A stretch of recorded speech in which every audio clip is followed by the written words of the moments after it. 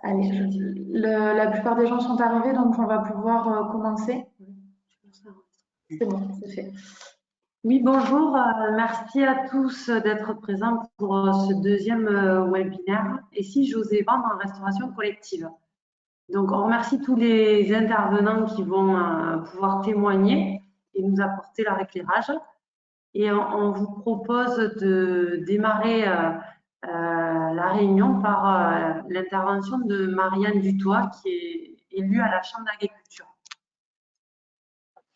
Bonjour à toutes et à tous, merci pour cette introduction. Alors, je suis donc effectivement Marianne Dutoit, vice-présidente de la Chambre et présidente de la commission Territoire et Société, en lien direct avec Jérémy, que vous avez pu voir pour un certain nombre d'entre vous la semaine dernière. Alors, un petit mot pour vous dire pourquoi nous, élus Chambre de l'Agriculture, on a fait le choix avec nos équipes d'avancer sur ce sujet qui nous paraît majeur, qui est la restauration collective. D'abord, juste pour vous dire qu'on est dans une période où vos produits de qualité sont très demandés par nos territoires. Et j'en veux pour preuve, on a un peu un alignement des planètes, comme je le dis souvent. C'est-à-dire qu'on a eu non seulement dès 2014 cette notion de projets alimentaires territoriaux à développer dans les territoires, on est un peu dans l'explosion de ces projets alimentaires territoriaux au niveau du Gers. Donc ça, c'est un premier élément dont il faut tenir compte.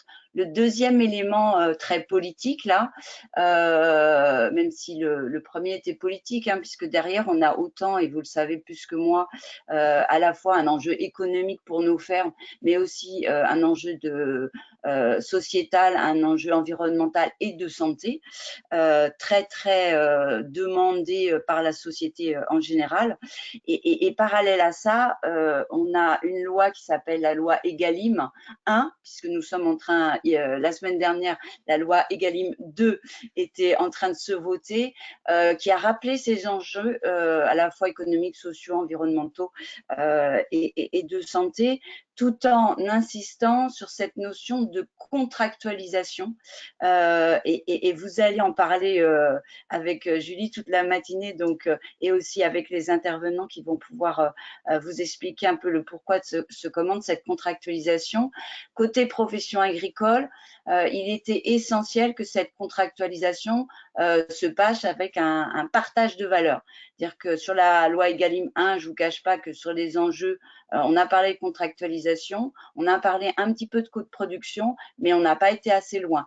Donc, c'est vrai qu'on a mis un peu la pression au ministre pour qu'il remette l'ouvrage sur le travail pour pouvoir obtenir ce partage de valeur et surtout qu'on arrête depuis l'après-guerre, hein, grosso modo, la variable d'ajustement, c'est nous, les agriculteurs. Avec cette nouvelle loi Egalim, on espère qu'on sera un petit peu moins ceux qui doivent aménager leur prix sans tenir compte de leur coût de production. En tout cas, ce n'est pas du tout notre volonté et au contraire, notre projet stratégique Chambre d'agriculture du Gers a bien insisté sur le fait qu'il fallait à la fois cultiver la valeur ajoutée, bien sûr, avant tout dans nos fermes, mais aussi cultiver la valeur ajoutée dans nos territoires, puisqu'on a aujourd'hui cette obligation, comme depuis toujours, d'accompagner les agriculteurs dans le développement de débouchés et de valeur ajoutée, mais aussi d'accompagner les territoires. Et c'est vraiment le croisement de ces chemins qui fait qu'aujourd'hui, on est en webinaire avec vous aujourd'hui. Et vous dire aussi qu'on a une chance qu'il faut saisir, puisque cette loi Egalim fixe aussi un pourcentage important pour toutes les collectivités qui feront appel au marché public, de pouvoir proposer 50% de produits durables. Alors, vous verrez dans la matinée ce qu'on met derrière durable, ou au moins 20% de produits bio. Vous savez faire. Dans le Gers, on est particulièrement pour faire de la qualité et ou du bio. Donc, l'idée, c'est de vous accompagner parce que malgré tout, cette rencontre avec les collectivités, elle n'est pas simple. oser, c'est bien le terme qui a été employé, oser vendre en restauration collective, ça ne se décrète pas. Donc, la Chambre d'agriculture souhaite d'abord vous informer et avant d'oser vous lancer, vous accompagner et surtout, n'hésitez pas aujourd'hui, mais après, hein, avec Claire et Marie qui sont à la main d'œuvre, c'est nos petites mains pour recenser vos besoins. N'hésitez pas parce que derrière, on est très conscient qu'on a un rôle à jouer, nous, chambres d'agriculture aussi, pour vous accompagner si vous avez besoin de formation, pour demain organiser les producteurs pour accéder à des marchés plus importants, mais aussi créer les débouchés. C'est-à-dire que quand on va avec Bernard Malabirad, le président, rencontrer les Comcom, tout ça peut s'organiser pour dire on a un savoir-faire à la Chambre d'agriculture, pour éviter la complexité, les intervenants divers et variés pour recentrer un peu les choses et vous ne soyez pas tout seul dans cette démarche-là. Donc, c'est aussi l'occasion, ces séquences webinaires, pour aussi recenser vos besoins. Donc, moi, je vous invite vraiment à en faire part parce que l'idée, c'est qu'à la sortie de cette information, on puisse regrouper les plus motivés pour développer ces nouveaux débouchés et créer de la valeur chez vous comme dans les territoires. Je m'arrêterai là. Je voulais juste vous redonner le contexte et vous pouvez compter effectivement sur nos équipes, à la fois élues, mais aussi Marie et Claire qui sont à la manette pour répondre à vos attentes le plus possible. Et si on ne peut pas répondre, en tout cas, aller chercher les éléments de réponse là où ils se trouvent, et notamment ce matin avec vos différents intervenants que je remercie aussi d'être parmi nous.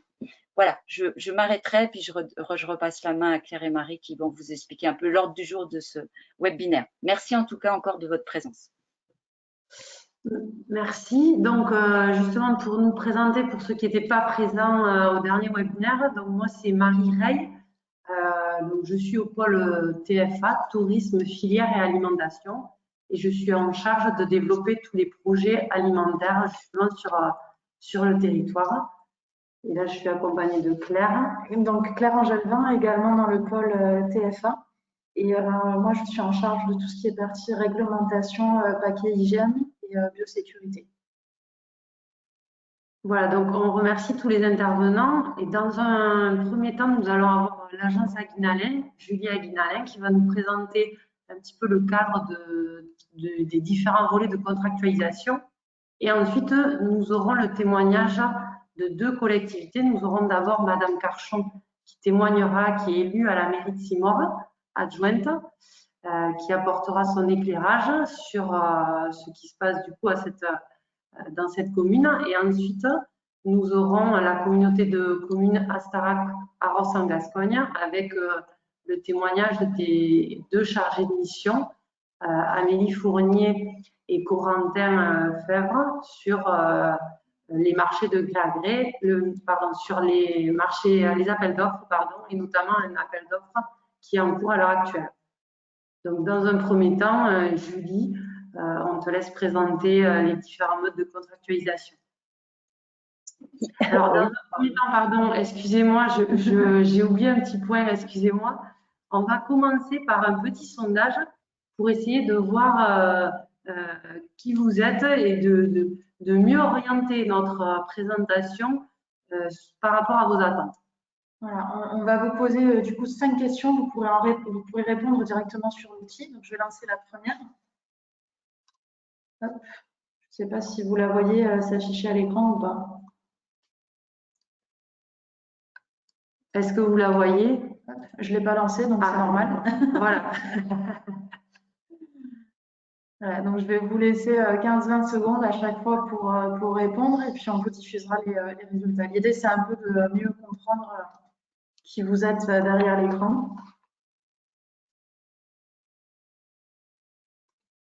Hop, on va laisser encore quelques secondes. Voilà, n'hésitez pas tous à compléter.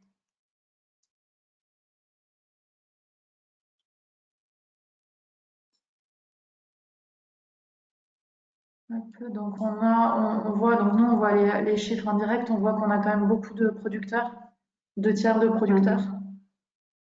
Hop. Voilà, on va fermer celui-là, on va lancer le deuxième. Donc on a 63% de producteurs avec nous. La deuxième question, donc, c'est pour savoir si vous commercialisez déjà en restauration collective.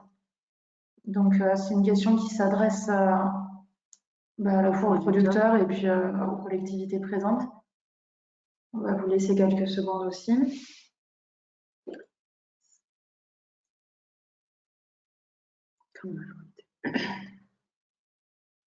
Alors, pour l'instant, c'est assez partagé. On est à peu près à moitié-moitié. Bon, au final, le temps que toutes les réponses arrivent, on est quand même à 70% de non. Voilà, donc on va fermer celui-ci. La troisième question, c'est pour savoir si, donc, ceux qui commercialisent déjà en restauration collective, si vous avez déjà répondu à un marché public.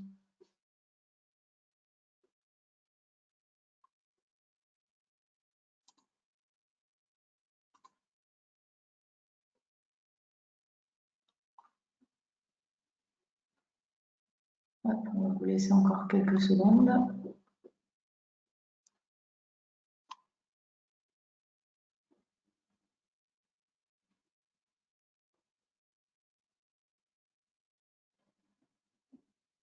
Ok, donc on s'oriente plutôt sur du non. Pas de personne qui a répondu à un marché public là. Voilà, donc c'est assez unanime, c'est 100% de non. Hop.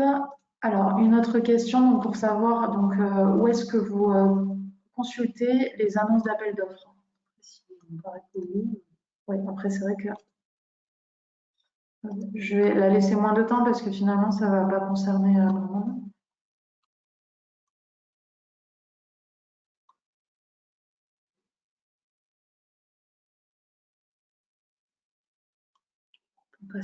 On va passer celle-là. OK. Hop, et du coup, on passe la dernière aussi. Parce que, voilà. Bon, on va arrêter là pour les questions parce que finalement, vous ne consultez pas vraiment de. Vu que vous n'avez pas répondu à de marchés publics, vous n'allez pas être concerné par les suivantes. Et du coup, on va pouvoir laisser la main à Julie du coup, pour le début de sa présentation. Merci beaucoup. Alors, je ne vous vois plus au niveau des caméras, mais ce n'est pas très grave. Je vais juste d'ajuster mon écran. Donc, bonjour à tous. Donc, moi, je suis Julie Aquinalin, consultante en marché public. Et l'idée, en tout cas, sur cette partie, c'est de présenter sommairement un petit peu qu'est-ce qu'un marché public, très grossièrement, et comment on contractualise effectivement avec les différentes collectivités. Donc, je vais passer les diapos. Donc, très rapidement sur les objectifs du webinaire d'aujourd'hui. L'idée, c'est de comprendre le fonctionnement des marchés publics, de trouver les annonces des marchés publics. Vous allez voir qu'il y a des plateformes qui permettent cela. Et ensuite, de connaître les différentes phases pratiques pour répondre à un marché public. Alors, n'hésitez pas à me poser des questions, à me dire si je vais trop vite, enfin voilà, n'hésitez pas à me dire si vous arrivez à bien me suivre et surtout voilà, si vous avez des questions sur la présentation qui va être entrecoupée de témoignages. Et ça, c'est très, très bien du coup pour avoir ce côté un peu plus pratique. Justement, d'un point de vue pratique, Julie, je te coupe. En fait, si vous souhaitez poser des questions à Julie, vous avez le chat. En fait, vous tapez vos questions dans le chat et nous, on transmettra la question à Julie qui répondra directement. Ouais, voilà, surtout n'hésitez pas. Voilà. C'est quand même loin d'être la matière la plus facile, les marchés publics, donc aucun souci. Alors, on a vu les objectifs très rapidement. Donc, l'idée, vous voyez, sur une première séquence, c'est de voir un petit peu le fonctionnement des marchés publics, finalement, comment ça marche. Donc, très rapidement, qu'est-ce qu'un marché public? Du coup, c'est un contrat qui est conclu entre une personne publique, donc des collectivités, des acheteurs, du coup, et vous, en tant qu'opérateur économique et en tant qu'entreprise, du coup, en matière de fourniture, de services ou de travaux. Nous, là, aujourd'hui, on est sur de la fourniture de denrées alimentaires. Donc, effectivement, quand une collectivité a des besoins d'achat de denrées alimentaires, elle doit passer un marché public. On va voir qu'il y a différents seuils, il y a différentes façons de passer un marché public, mais elle doit effectivement, dès le premier euro dépensé, respecter certains principes fondamentaux, puisqu'on est sur de l'argent public. Donc, il faut qu'il y ait une liberté d'accès à la commande publique, une égalité de traitement et une transparence des procédures. quand on souhaite acheter du coup voilà, des denrées alimentaires quand on est une collectivité. Donc, on va voir un petit peu justement qui sont les acheteurs publics. Donc, ce qui va nous intéresser, je vous très rapidement, hein, les acheteurs publics, on en a au niveau national et au niveau local. Donc, au niveau national, par exemple, on va avoir l'État, les établissements publics nationaux. Et au niveau local, et là, c'est ce qui va nous intéresser, on a les collectivités territoriales, donc essentiellement donc, les communes, les communautés de communes qui vont passer des marchés de restauration collective ou de fourniture de denrées alimentaires. Voilà. Juste de façon générale, aujourd'hui, on a plus de 130 000 acheteurs publics en France. C'est énorme, hein, la commande publique, elle représente 200 milliards d'euros par an. Et l'idée, vous allez voir, hein, voilà, l'idée de la législation, en tout cas aujourd'hui, de l'évolution, c'est de permettre vraiment que tous les acteurs économiques, toutes les entreprises puissent accéder au marché public. Voilà, c'est vraiment tout est fait. Vous allez voir en restauration collective encore plus. C'est que des fois, ça peut paraître lourd, un marché public, et je l'entends tout à fait. C'est le cas quand même. Hein. Mais tout est fait pour que ce soit vraiment simplifié, pour que tout le monde puisse y répondre et avoir accès au marché. Donc là, on va juste voir. Donc, on a vu. Donc, qu'est-ce que l'achat public? Donc, c'est un contrat hein, finalement entre vous, agriculteurs, et collectivités. Donc, une commune, une communauté de communes pour les cantines, du coup. Et ensuite, juste pour donner un cadre, parce que vous allez voir que c'est intéressant, on a des seuils et des procédures. En fait, on a des seuils financiers. Par exemple, pour les fournitures jusqu'à 40 000 euros, chaque personne publique est libre de fixer ses propres règles de publicité, de mise en concurrence. Ça veut dire que les petites communes qui sont à moins de 40 000 euros pour l'achat de denrées alimentaires sont libres en fait de fixer leurs propres règles de publicité. C'est-à-dire qu'en gros, elles peuvent consulter différents acteurs en direct, si on peut dire, toujours en respectant les principes fondamentaux, mais elles peuvent le faire en direct. Dès qu'on est au-delà de 40 000 euros, là, c'est des marchés qui sont un peu plus gros, entre guillemets, et il faut qu'il y ait une procédure qu'on appelle une procédure adaptée. Et donc là, c'est des marchés qu'on va pouvoir capter sur des plateformes. Du coup, il y a des publicités qui sont faites. On va pouvoir trouver des annonces sur les plateformes pour accéder à ces marchés. Et là, c'est un autre process de réponse. Il faut vraiment répondre de manière plus formalisée quand on veut répondre à un marché en procédure adaptée. Donc, il y a deux façons finalement de répondre à un marché, si on peut dire. Il y a vraiment cette partie jusqu'à 40 000 euros, où là, vraiment, l'acheteur est libre, en tout cas, de déterminer ses règles de publicité mise en concurrence. Et à partir de 40 000 euros, où là, on va pouvoir se mettre des alertes, par exemple, sur des sites pour arriver à voir un petit peu les différentes demandes des acteurs. Et là, c'est vrai qu'on n'en a pas parlé tout à l'heure, mais moi, je travaille souvent aussi avec des lycées, notamment avec les lycées du Gers, qui sont aussi en demande d'agriculteurs pour des fournitures aussi de denrées alimentaires. Donc, vraiment, il y a pas mal d'acteurs. Alors, les lycées, souvent, ils sont au-delà de 40 000 euros. C'est pour ça qu'ensuite, on va faire le lien avec Madame Carchon, du coup, sur cette partie jusqu'à 40 000 euros, cette partie petit marché, si on peut dire, hein, parce que ça reste quand même des marchés conséquents, où l'acheteur est libre voilà, de fixer ses propres règles de publicité et de mise en concurrence. Voilà, je laisse peut-être la parole. Alors, je sais pas si je vous laisse la parole ou si vous voulez faire une intro sur ces marchés jusqu'à 40 000 euros quand on est une commune, du coup. Peut-être Madame Carchon, si vous voulez témoigner sur le fonctionnement de votre commune et les relations que vous avez avec les producteurs, comment vous les avez trouvés et puis comment ça se passe avec eux. Ok, ben je vais vous expliquer un peu comment dans ma commune, donc il y a 760 habitants, donc c'est une petite commune. Nous avons créé ce marché suite à une réunion avec la population où on trouvait qu'on n'avait pas assez mis en valeur les producteurs locaux. Donc, on ne savait pas comment faire et on est arrivé, pourquoi pas créer un marché. Voilà, donc suite à ça, on a créé une commission marché. Donc, cette commission marché, elle est faite donc avec le maire qui est le président. Ensuite, nous avons un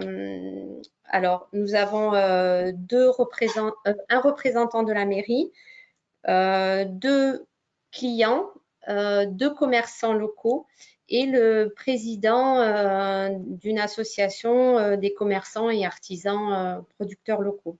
Voilà, c'est une commission qui dépend de la mairie qui a été créée et suite à ça, on a mis en place un règlement intérieur où dedans, on a décidé de mettre des critères. Donc, c'est nous qui décidons en fait de comment va se passer la recherche de producteurs locaux. Donc, ces critères, ils sont de 3. On veut que ça soit donc des producteurs. On veut que ça soit des produits circuit court. Alors, bio, pas bio, peu importe, il faut que ça soit circuit court et naturel, non transformé. Donc, ça, c'est 3 critères sur lesquels on va se baser par rapport à nos recherches. Ensuite, comment ça se passe? En fait, on n'a pas vraiment, on fait pas vraiment d'appel parce qu'en fait, nous, c'est le bouche à oreille. Les gens viennent d'eux-mêmes, ils viennent à la mairie pour demander comment ils peuvent faire pour s'inscrire dans notre marché.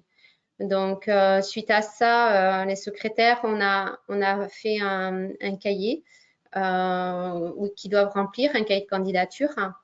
Ils le remplissent. Donc, c'est très simple. Hein. Il y a les statuts de l'entreprise. Ils nous donnent les documents déclaratifs, les assurances et autres. Et après, on leur fait un petit questionnaire. Hein. Quelle est leur entreprise? Qu'est-ce qu'ils vendent? Quels sont leurs critères de qualité?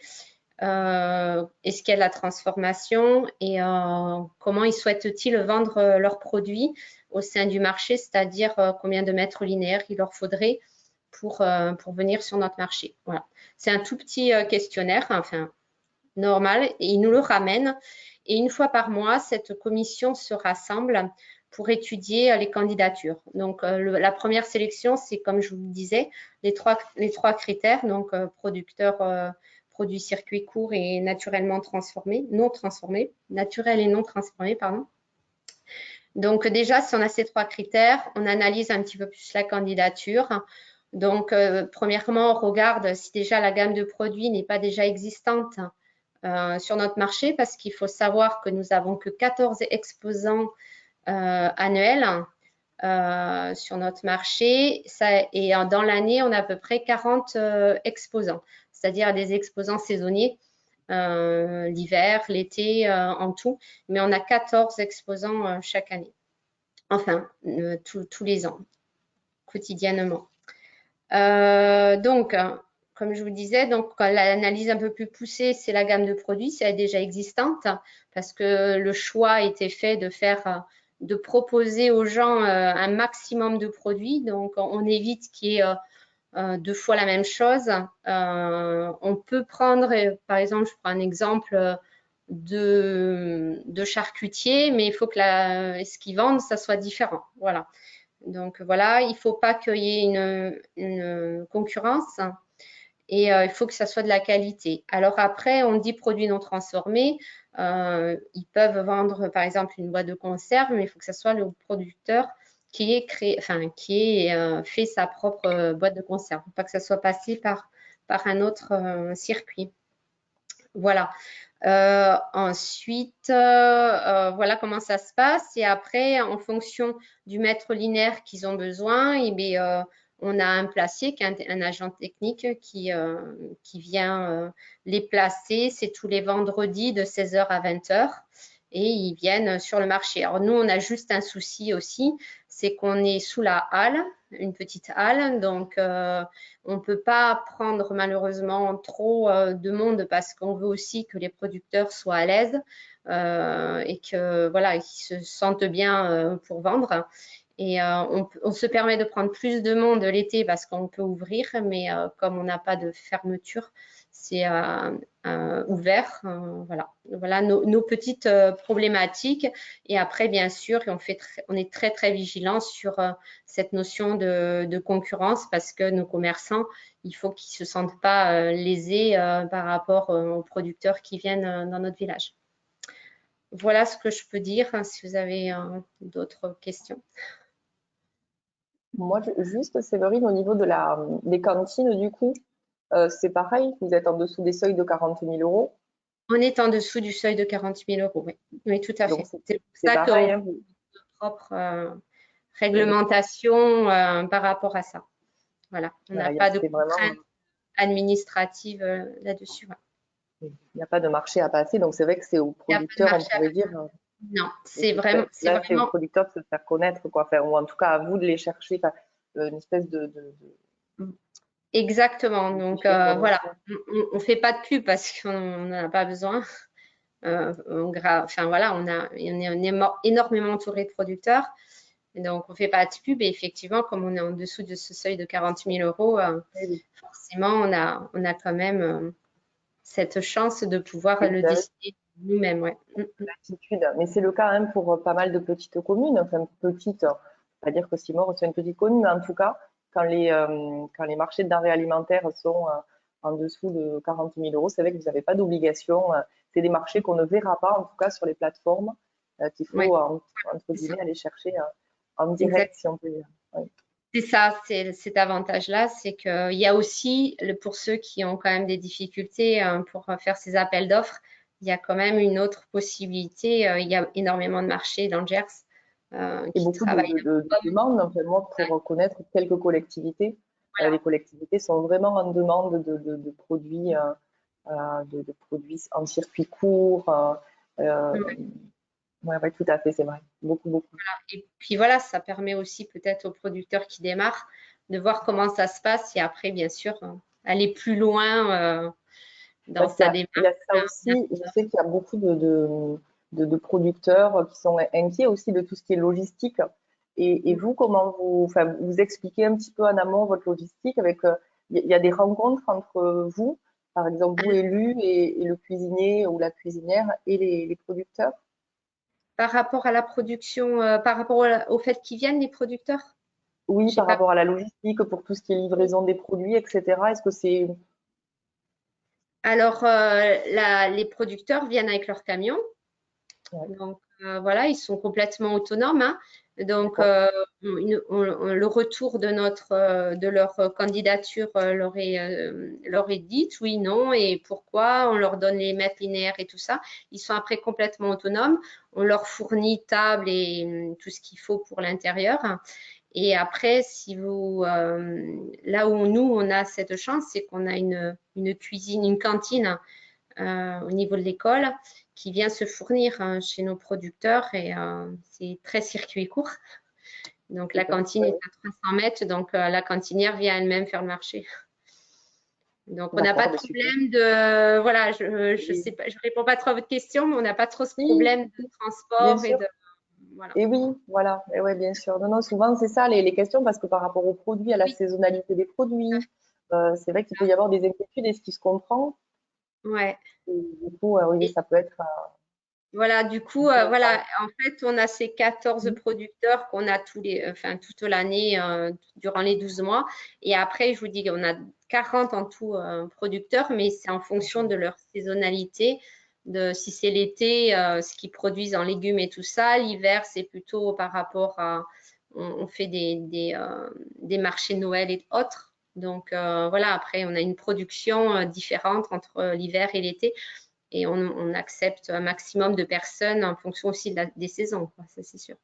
Mais ils sont complètement indépendants sur le fait qu'ils arrivent avec leurs propres produits.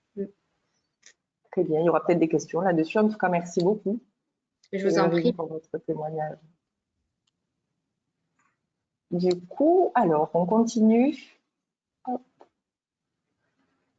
Il faut juste que je me bascule ceci et je suis à vous. Donc, du coup, on était sur la partie seuil. Hein, donc, du coup, on a vu ce fameux seuil jusqu'à 40 000 € où les communes peuvent contracter directement, du coup, avec les producteurs. Là, on va voir un petit peu donc la partie un peu cadre général des marchés publics. Je passe vite parce que je sais que c'est lourd et c'est en plus pas très, très glamour. Juste pour cadrer un petit peu, il y a un nouveau code de la commande publique depuis le 1er avril 2019. Ce qui va nous intéresser, c'est pas forcément ce nouveau code, c'est que l'idée des marchés publics aujourd'hui, enfin de la commande publique, c'est de favoriser l'accès des entreprises TPE, PME à la commande publique. C'est vraiment l'idée de pouvoir simplifier au maximum les candidatures. Ça n'a pas toujours été le cas, ça a été lourd de répondre au marché. Là, vraiment, on essaye de simplifier au maximum pour que les réponses soient le plus facile possible, notamment dans votre domaine. Donc, du coup, il y a un allotissement obligatoire. Donc, l'idée, c'est vraiment, ce que je dis souvent en restauration collective, encore plus que dans les autres marchés, c'est vraiment d'allotir le plus finement possible pour que, du coup, on puisse répondre avec même peu de produits ou des produits selon la saison. Là, je crois qu'il y a la communauté de communes de Villecontal qui va très, très bien l'expliquer, vraiment pour essayer de sectoriser les territoires, respecter les saisons des produits. Voilà, on peut vraiment allotir finement. On a aussi consacré le sourcing. Donc, il ne faut pas hésiter. Je sais que ça peut paraître lourd, mais aujourd'hui, les collectivités sont vraiment en attente et demandeuses. Donc, de ne pas hésiter à se faire connaître autour de son territoire par rapport à sa production, à ses produits, à ce qu'on fait. On dématérialise aussi tout ce qui est procédure. Aujourd'hui, il n'y a plus de papier. Tout se fait en ligne sur des plateformes. On a des formulaires de candidature également qui sont simplifiés et une facture électronique obligatoire via Chorus Pro. Aujourd'hui, en fait, tout se fait en voie de démat. Donc, voilà un petit peu pour tout ce qui est pour favoriser un peu l'accès des petites et moyennes entreprises au marché public. Très rapidement, mais pas que parce qu'on en a parlé un petit peu, hein, c'était un petit peu le témoignage de Séverine. Donc, on consacre le sourcing, c'est-à-dire qu'aujourd'hui, l'acheteur, du coup, pour tout type de marché, notamment ceux inférieurs à 40 000 euros, peut contacter directement les entreprises afin de définir ses besoins et constituer ainsi un fichier fournisseur dans le respect des principes fondamentaux de la commande publique. Donc, c'est vraiment intéressant, je trouve, dans votre domaine, parce que dans pas mal de communes, notamment du Gers, on est souvent en dessous de ces seuils de 40 000 euros, notamment sur ce qu'on appelle aujourd'hui des marchés homogènes. On tombe souvent en dessous de ces 40 000 euros, donc ça peut vraiment valoir le coup de se faire connaître en amont. C'est ce que je dis un peu, hein, l'intérêt, c'est de pouvoir cibler les acheteurs, se faire connaître, améliorer aussi sa démarche commerciale, si on peut dire, mieux comprendre les attentes des acheteurs et mieux appréhender les marchés à venir, parce qu'il peut y avoir des marchés en cours, et la collectivité peut vous dire, n'hésitez pas à nous recontacter dans un an parce que le marché arrive à son terme et il sera renouvelé, par exemple. Donc, alors, moi, je m'excuse, je ne regarde pas beaucoup les questions et je ne sais pas si je peux les avoir. Donc, je déroule, mais si je vais trop vite, vous me dites. Hein. Julie, justement, on t'interrompt 2 minutes parce qu'on a une question pour la mairie de Simon, donc pour Séverine. On a quelqu'un qui nous demande donc la place du prix comme critère en fait de sélection. Et en gros, quel est votre critère pour départager plusieurs fournisseurs qui ont à peu près les mêmes produits, les mêmes qualités de produits? Alors, une fois que tous les critères sont établis et que, par exemple, comme vous dites, s'il y a 3 maraîchers, par exemple, déjà, on a certainement déjà un maraîcher. Après, si on peut, on les prend tous les 3, mais il faut qu'ils aient une spécificité particulière. Hein. C'est-à-dire, je vais dire n'importe quoi, mais ils ne peuvent pas vendre tous les 3 des fraises. Il faut qu'il y en ait un qui fasse des fraises, des framboises, l'autre à la rigueur des fraises et des clémentines. Enfin, voilà. Ce critère-là, c'est que notre but, c'est d'avoir un maximum de choix pour les gens qui viennent. Donc, voilà, notre critère, il est simplement pour éviter qu'il y ait trop de concurrence, c'est-à-dire on va prendre 3 producteurs de fraises, même si c'est 3 fraises différentes, mais ça reste des fraises. Donc, voilà, on essaie d'avoir ce genre de critères-là pour éviter, bien sûr, et la concurrence et puis permettre une multitude de produits. La complémentarité en fait des produits qui sont proposés. Exactement, c'est ça. On n'a pas, on n'a pas une sélection particulière. C'est simplement, on veut que ça soit un maximum de multitude, que tout le monde puisse avoir ce qu'il faut. Il y a une autre question, mais je n'ai pas compris, je crois. Oui, c'était par rapport aux critères en fait prix, savoir la place qu'il occupe dans vos choix, dans votre sélection des producteurs. Le prix par rapport au mètre linéaire, c'est ça? On n'a pas de critères. Si on a la place, on prend. Enfin voilà, on essaye que tout le monde s'y retrouve. C'est sûr qu'il ne va pas nous prendre la moitié du marché. Mais on a, voilà, ça reste. Généralement, ils sont assez cohérents dans leur mètre linéaire. c'est, je ne sais pas exactement, c'est quelques centimes d'euros. Hein. De toute manière, nous, maîtres linéaires, on n'est pas là, nous, pour gagner de l'argent. On est là pour offrir un service. Donc, voilà, les critères de maître linéaire, c'est vraiment pas… Voilà, on essaye que chacun ait une place, quoi. Après, on n'a pas de critères spécifiques du fait qu'il soit sur 1 mètre ou 3 mètres, quoi. Si on peut lui donner 3 mètres parce qu'il en a vraiment besoin, on lui donne. Si on ne peut pas, on voit avec lui si avec 1,50 m, il peut se débrouiller. Est-ce que j'ai répondu? Alors, oui, je pense. Alors, merci beaucoup, Séverine. On avait également une autre question pour Julie, à savoir si vous pouviez expliquer un peu plus l'allotissement. Peut-être sur la diapo précédente. Alors, attendez, j'y reviens. On pourra le voir aussi, l'allotissement avec le marché justement de la communauté de communes de Villecontal qui ont également alloti, parce que c'est vrai que ça parle plus que quand moi je l'explique à l'oral, mais par exemple une commune qui a besoin de passer un marché donc de denrées alimentaires pour sa cantine. Du coup, l'idée, c'est vraiment d'allotir, par exemple, de faire…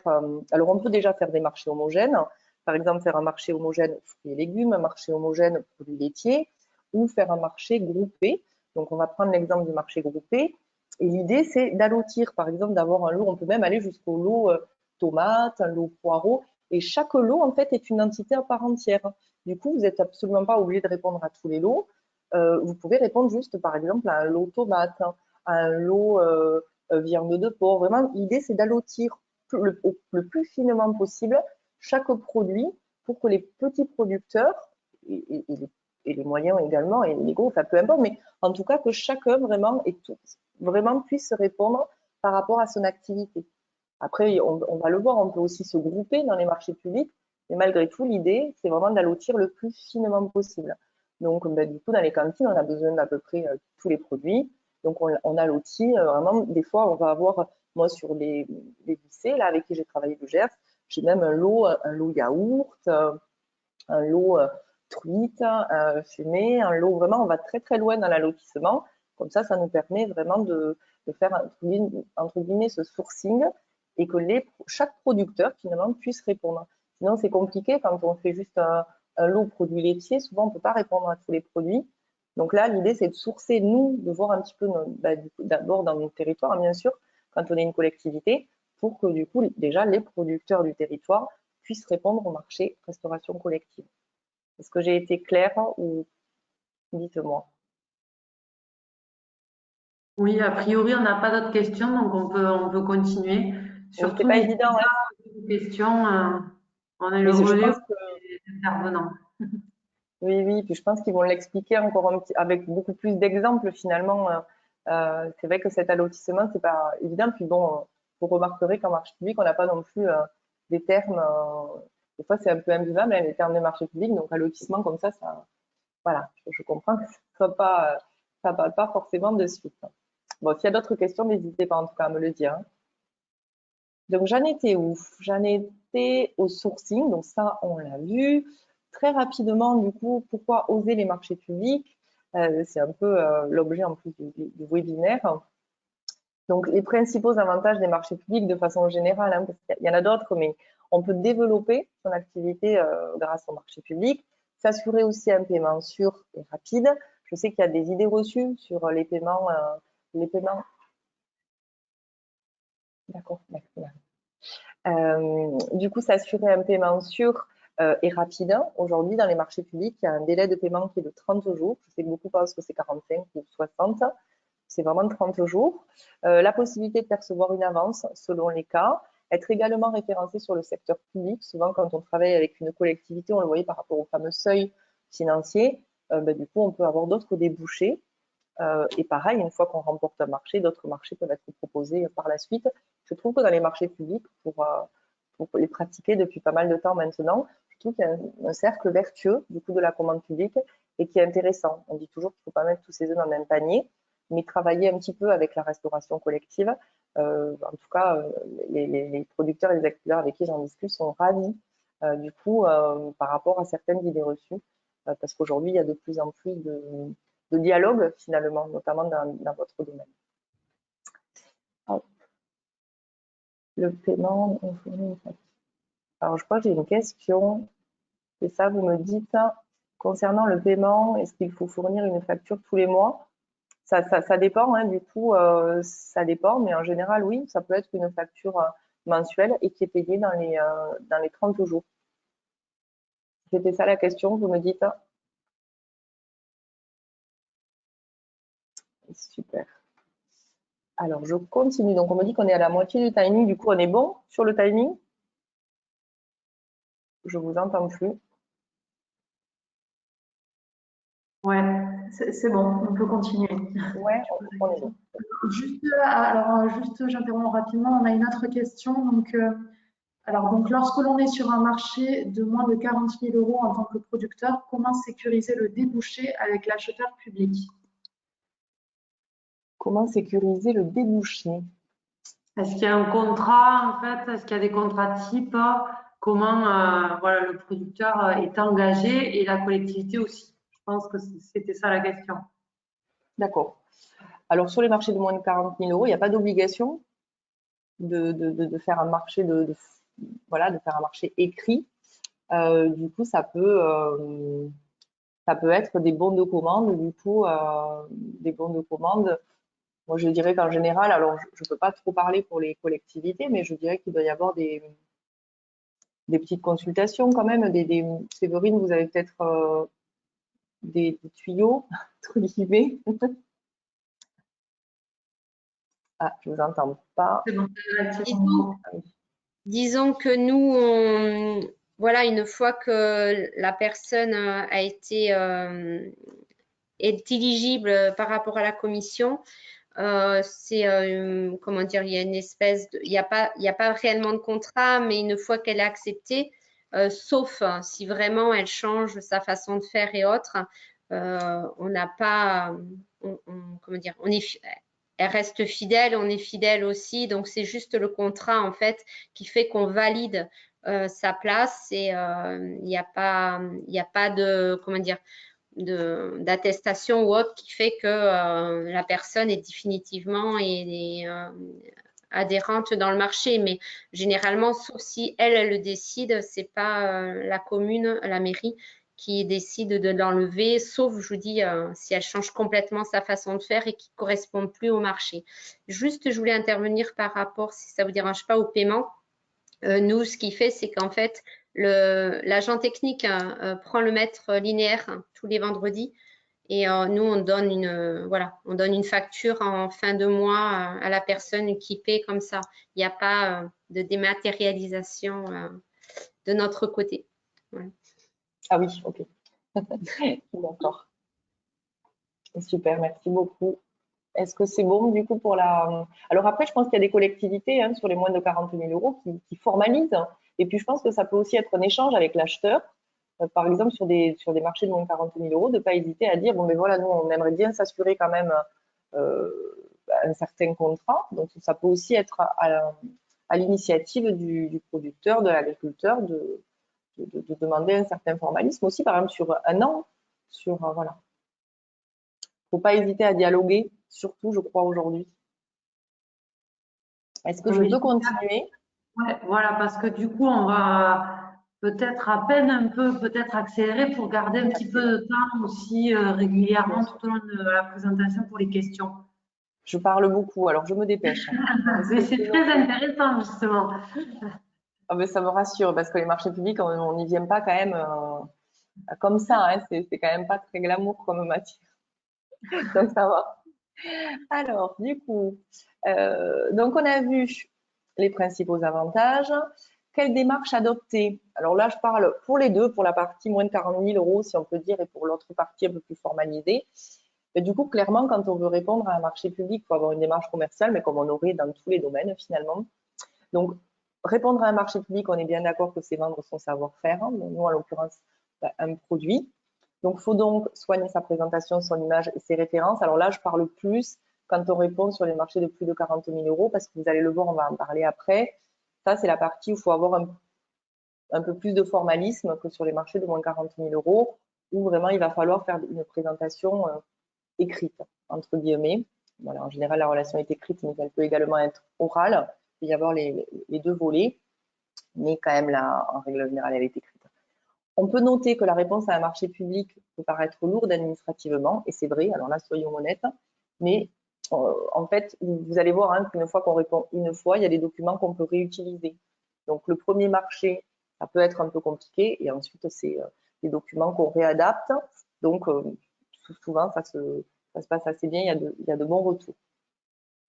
Juste, parce qu'on me pose souvent la question, si je suis une jeune et petite entreprise, est-ce que je peux répondre? Oui, tout à fait. Si vous épousez parfaitement le profil attendu par la personne publique, si vous répondez à tous les critères au niveau technique et que vous avez la capacité, vous pouvez bien sûr répondre dans le cadre de l'égalité de traitement. Il faut juste savoir que du coup, dans les marchés publics, pour candidater sur les marchés de plus de 40 000, on nous demande de remplir des documents CERFA et on nous demande souvent de remplir nos 3 derniers chiffres d'affaires. Si vous n'êtes pas en mesure, parce que votre entreprise a 1 an, il suffira juste de donner d'autres moyens, par exemple votre expérience, vos références, plutôt que votre chiffre d'affaires. Et si vraiment ça correspond, si vos produits correspondent totalement à la demande de l'acheteur, il n'y a pas de raison, même si vous avez 1 an d'existence, qu'ils ne vous retiennent pas. Se regrouper aussi, oui, on avait évoqué l'idée de vous parler brièvement, mais parce que ça peut être intéressant. Souvent, vous allez voir, donc on a parlé de l'allotissement, qu'aujourd'hui, les collectivités allotissent de plus en plus leur marché, du coup, font des lots de plus en plus fins. Mais des fois, parce qu'il faut savoir, quand on répond à un lot, il faut répondre à tout le bordereau de prix. Des fois, il s'avère que certains producteurs n'ont pas tous les produits. Donc là, ça peut être intéressant de vous grouper, sachant que le groupement, c'est un accord momentané en entreprise, où il n'y a pas de personnalité morale. C'est vraiment que pour la durée du marché et pour cette opération-là.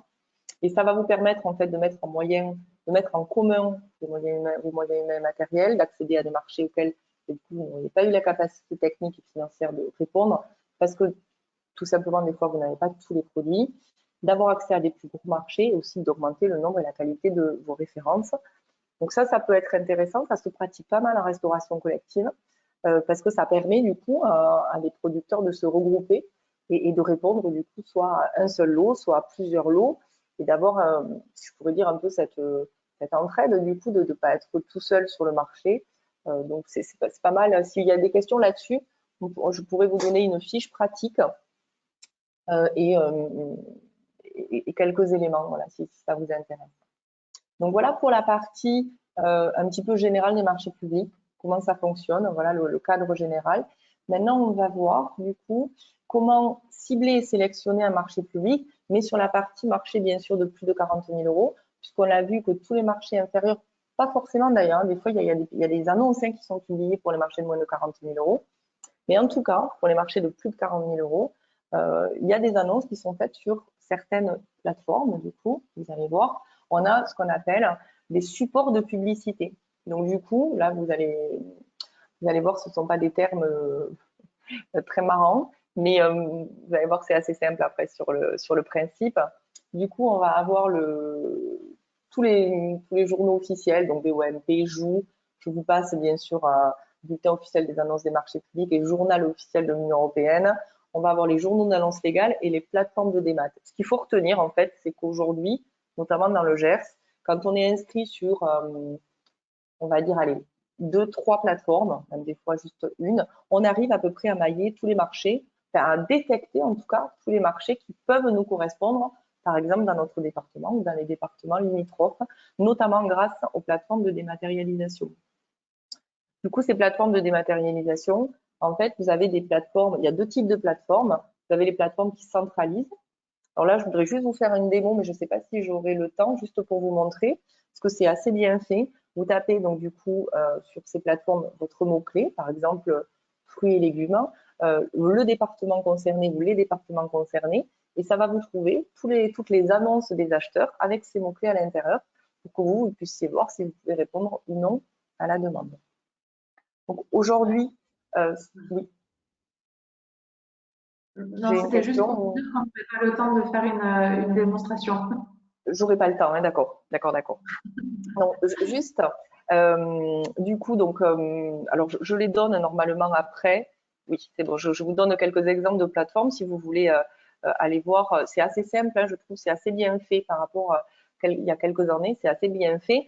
Donc, n'hésitez pas à aller sur ce qu'on appelle ces places de marché.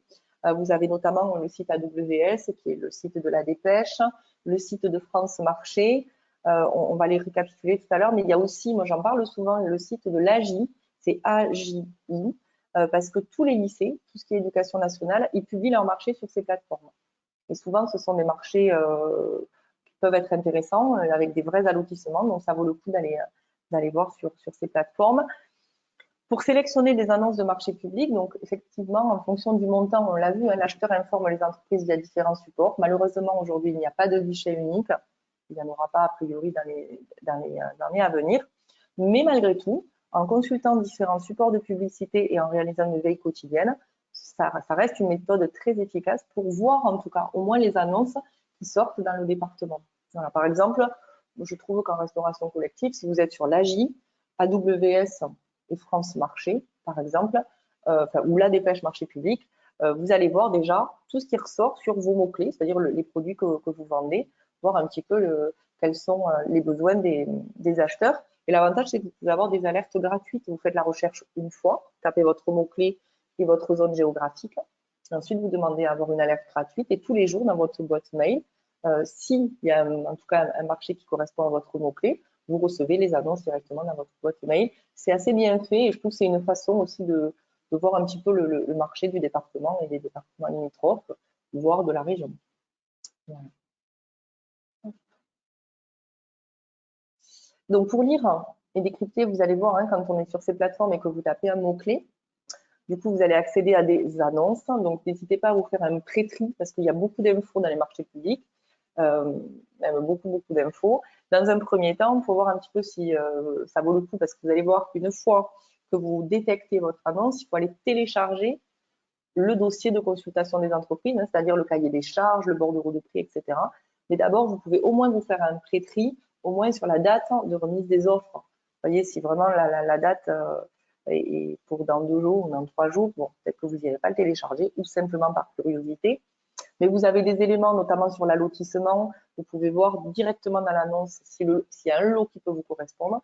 Et à ce moment-là, l'idée, c'est de basculer. De toute façon, le lien est toujours donné dans l'annonce. Vous avez toujours un lien pour télécharger votre dossier, pour aller au moins voir si le marché peut vous intéresser. N'hésitez pas à vous identifier avec votre adresse mail, même si le téléchargement en mode anonyme est possible. Et du coup, par contre, si vous souhaitez répondre au marché, il faut absolument vous identifier pour avoir les modifications du dossier, les questions des autres candidats, ce genre de dossier. Dans un premier temps, vous pouvez télécharger de façon anonyme, du coup, pour voir si vous pouvez répondre. Et ensuite, si vous souhaitez répondre, bien s'identifier. Donc, je vous donne quelques exemples de plateformes. Donc, on en a parlé, la Dépêche Marché Public. Il y a aussi Marché Gers, qui est une plateforme du conseil départemental et qui regroupe aussi pas mal de marchés. Il y a aussi le conseil départemental du 65, qui peut intéresser aussi certains. Le fameux site de l'AGI, donc ça, c'est pour tout ce qui est lycée, notamment. Vous avez, ça, c'est le site Marché Public Info, c'est le site d'AWS. On vous a mis aussi des OMP, mais des OMP, bon, si vous êtes sur France Marché, normalement, vous pouvez avoir les deux. Mais moi, je dis toujours, au départ, c'est toujours bien d'en avoir plusieurs et après d'affiner. Si vous voyez que vous recevez toujours les mêmes alertes, vous pouvez squeezer certaines alertes sans problème. C'est bien de faire des tests. Voilà, je vois que la prochaine diapo, et ça va être aussi très intéressant, parce que c'est plus pratique, avec le témoignage de la communauté de communes Astarac-Arros. Les filles, je vous laisse peut-être présenter, bien sûr. Voilà. Oui, donc maintenant, on va avoir le témoignage de Amélie et de Corentin, de la communauté de communes Astarac-Arros en Gascogne. Donc, on vous laisse présenter, donc partager votre diaporama et présenter le travail effectué par la communauté de communes. Donc, on vous rouvre le micro. Ça va arriver a priori. Alors, je pense que c'est à vous de le redéclencher, là, le micro. Ouais.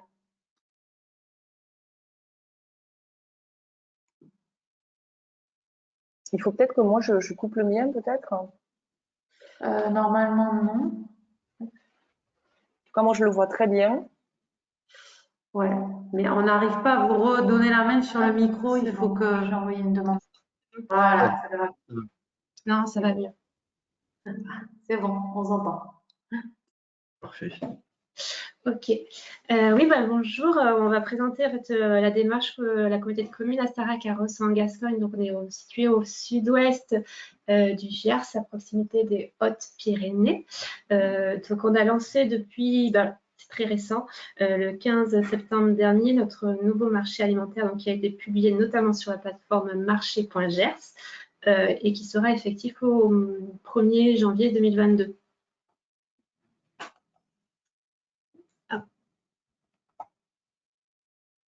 C'est un peu bloqué la taille ici. Ouais. Si tu cliques juste sur l'écran. Voilà. Est-ce que vous voyez bien le diapo? Parce que j'ai des soucis de connexion. C'est bon, on y voit, il n'y a pas de souci.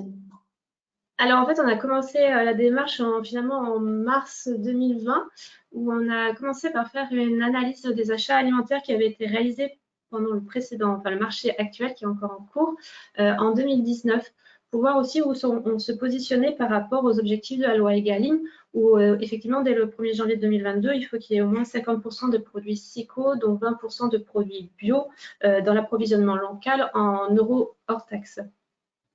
Donc par cet audit, on a pu voir qu'il y avait quand même un peu plus de 10 000 € qui, grâce à la restauration scolaire, avaient été réinjectés sur uniquement le territoire de la communauté de communes. Mais par contre, on était encore loin des objectifs SICO. Il n'y avait que 8% à peu près du montant total des achats en euros hors taxe. Et il y a encore beaucoup, il y avait des producteurs, même si on approvisionnait localement, il y avait des agriculteurs qui n'avaient pas forcément de label.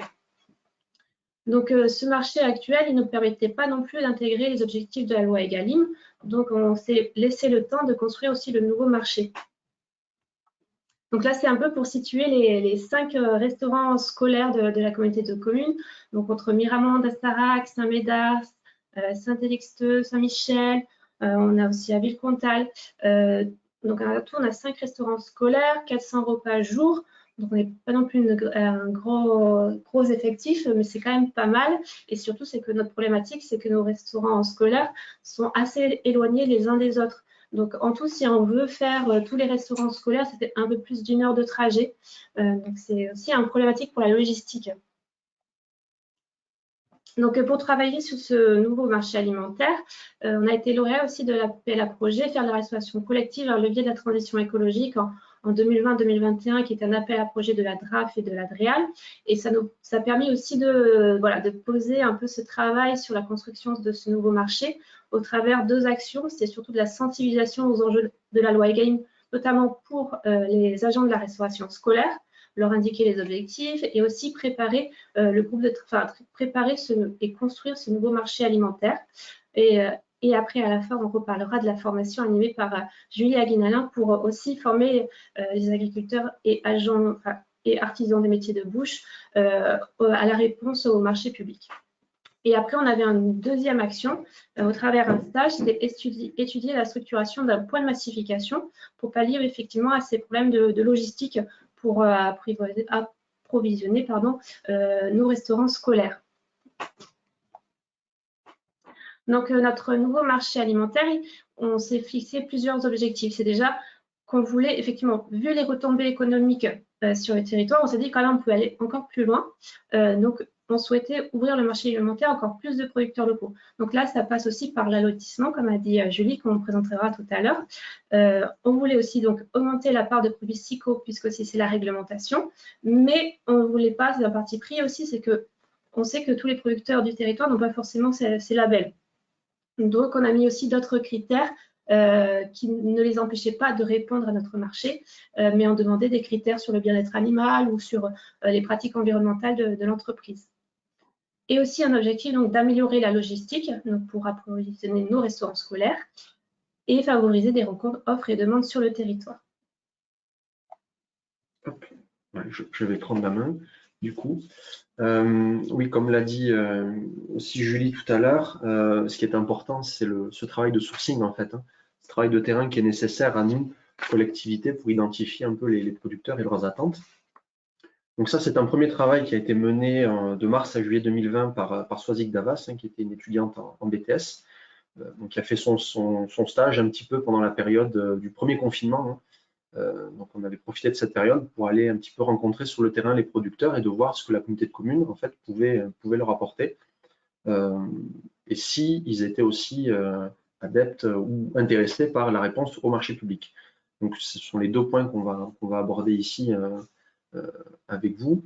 Donc dans ce questionnaire qui avait été administré par Soisy, qui avait d'une part voilà, la réaction face au marché public et à la restauration collective en général, et ensuite comment la communauté de communes pouvait les accompagner pour mieux vendre leurs produits et valoriser leur production. Donc le marché de la restauration collective vu par les producteurs locaux de notre territoire, alors il y a des avantages mais aussi des freins qu'on a identifiés. Donc les avantages, on va passer rapidement, il y a quand même parfois des grosses quantités de commandes, même si on est à 400 repas par jour, comme l'a dit Amélie. Il y a la possibilité de livrer localement, de sensibiliser les consommateurs, donc sensibiliser principalement nous, les enfants, hein, parce qu'on peut avoir effectivement des animations qui peuvent être faites soit dans les fermes, soit directement dans les cantines par les producteurs. Ça, c'est quelque chose qui est revenu assez souvent. Mais il y a aussi des freins. La lourdeur administrative de la réponse au marché public, hein, c'est la première chose qui revient. Le prix, les critères prix. Voilà, une idée peut-être parfois un peu reçue, comme quoi la restauration collective ne paie pas les produits locaux assez chers. Il y a les problématiques des vacances scolaires aussi, puisqu'en été, les légumes d'été, forcément, il y a peut-être aussi des problématiques là-dessus. Il y a des solutions qui peuvent être apportées. Mais il y a certains producteurs voilà, qui n'ont aussi trouvé aucun frein à la commande publique. C'était aussi à souligner, on a eu vraiment les deux cas de figure. Donc du point de vue des producteurs, comment la communauté de communes pouvait se positionner pour favoriser l'économie locale? Il y a trois grands thèmes qui sont revenus. Donc c'est de 1, sensibiliser le grand public et les enfants. 2, de communiquer, de donner de la visibilité aux producteurs. Alors sous plusieurs formes, hein. Ça peut être un annuaire des producteurs, ça peut être de la publication sur notre flash, par exemple. Hein. On peut passer par plein de moyens. Et ensuite, développer des lieux de collecte et de massification. On retrouve ici la contrainte logistique qu'on va aborder juste après. C'est ça, c'est sur quelque chose sur lequel on a souhaité travailler avec l'appel à projet et un stage notamment de fin d'études qu'on va revenir juste après. Donc la deuxième étape dans ce projet, hein, c'était de rencontrer un peu la demande. Donc chez nous, la demande, elle se matérialise un petit peu par les cuisinières hein, qui sont au quotidien, qui travaillent au quotidien les produits de la restauration collective. Donc on a souhaité les rencontrer et partir sur un partage d'expérience en fait des agents de la restauration scolaire pour travailler sur le nouveau marché alimentaire et créer un groupe de travail en fait avec elles. Donc on est parti du bilan du premier marché alimentaire, donc du marché actuel hein, qui est encore valable jusqu'à janvier 2022. De rappeler aussi les objectifs de la loi Egalim qui sont parfois méconnus. Et aussi de comment on pouvait partir sur une nouvelle base pour construire ce nouveau marché alimentaire. Donc on a fait ce forum qu'on a appelé voilà, nouveau marché alimentaire et loi Egalim en novembre 2020. Et donc le bilan un peu de ces ateliers, donc ce qu'avaient apprécié les cuisinières du marché actuel, hein, où il y a quand même quelques producteurs qui étaient intégrés, c'est de la qualité des produits locaux, hein, on l'a dit tout à l'heure, hein, on a de la qualité sur le territoire, on a la chance d'avoir le premier département bio aussi de France, donc ça c'est assez important et intéressant pour nous. La fierté aussi de travailler avec des producteurs locaux, que parfois les cuisinières connaissent aussi personnellement, hein, c'est important aussi.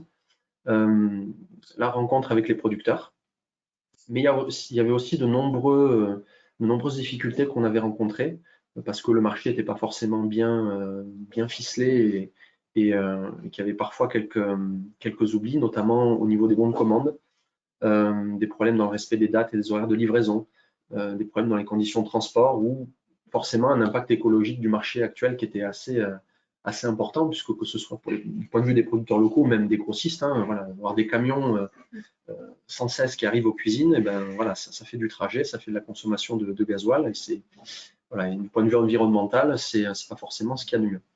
Donc voilà, on est parti de cet état de la demande et on a construit un groupe de travail autour de ça, donc qui regroupait les élus, la direction de la communauté de communes, les techniciens, le pôle enfant-jeunesse hein, qui gère les cuisinières aussi, les cuisinières elles-mêmes qui ont participé à ce groupe de travail.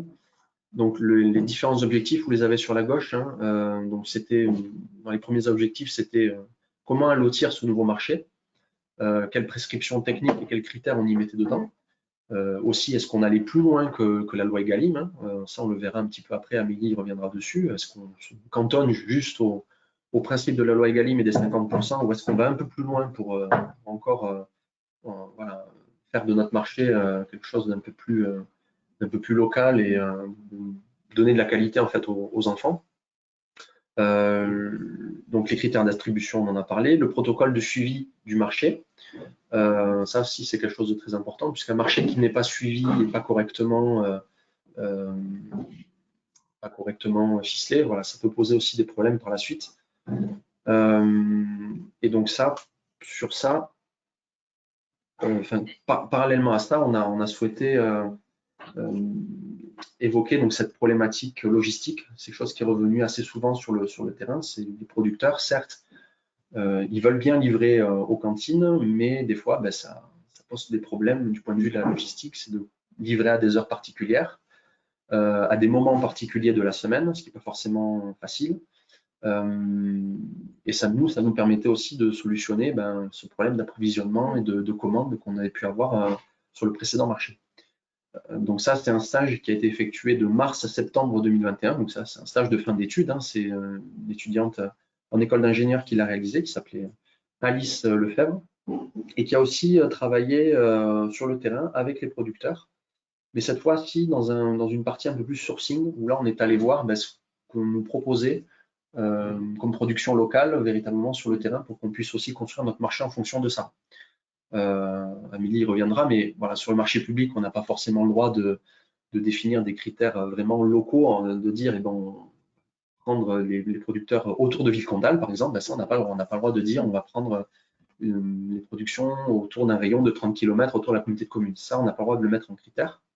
Par contre, on peut faire en sorte que les productions qu'on a sur le territoire, on peut les valoriser et trouver entre guillemets, des moyens de les intégrer au marché et de favoriser justement les producteurs locaux. Donc, je vais passer assez vite sur la définition d'un point de massification. Donc, le but, c'était de créer un point unique de livraison des commandes sur le territoire. Alors, on a tout de suite pensé, nous, sur notre territoire, en particulier aux anciennes écoles, puisqu'on a des écoles qui ferment petit à petit, parce qu'on a de moins en moins aussi d'enfants.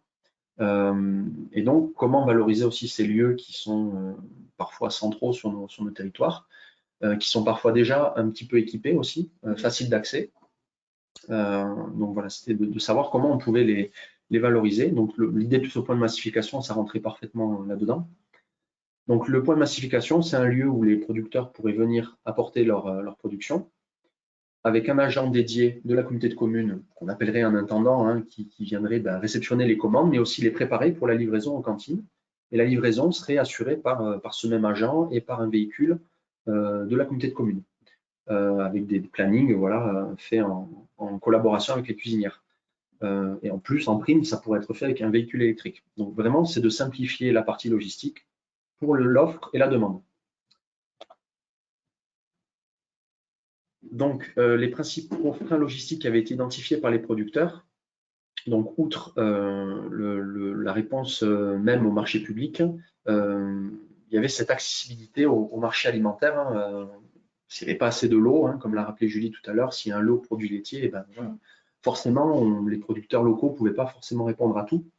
Donc là, on l'expliquera juste après, hein, mais on est passé d'une dizaine de lots à presque 22. Donc c'est quand même voilà, un sacré progrès là-dessus.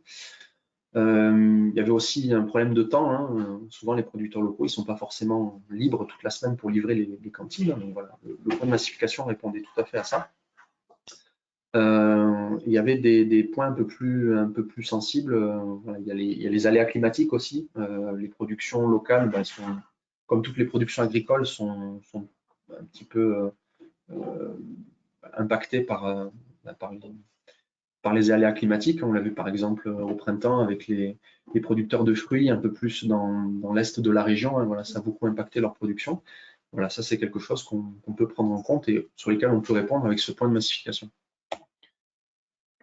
Oui, donc en fait, le nouveau marché alimentaire, donc on a pris le temps pour le co-construire, mais on a essayé de prendre en compte voilà, les problématiques de logistique et le besoin de mieux allotir pour favoriser l'accès aux producteurs locaux. Donc, pour vous donner, comme a dit Corentin, on est passé d'une dizaine de lots à 22 lots, dont 17, on attend au minimum des produits SICO. Plus de 50% de ces 22 lots, on attend aussi des producteurs locaux ou des artisans locaux.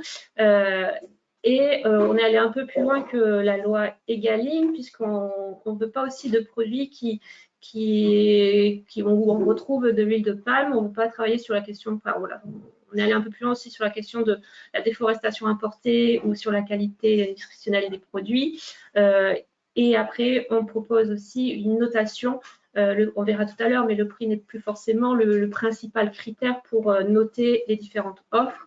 Et on prend en compte une notation, la performance en matière d'environnement et de développement durable de l'entreprise par rapport aussi aux engagements de la collectivité, qui est un territoire TEPOS aussi. Et après, on a entendu, enfin, il y a les précédents travaux de sourcing, de rencontres avec les producteurs.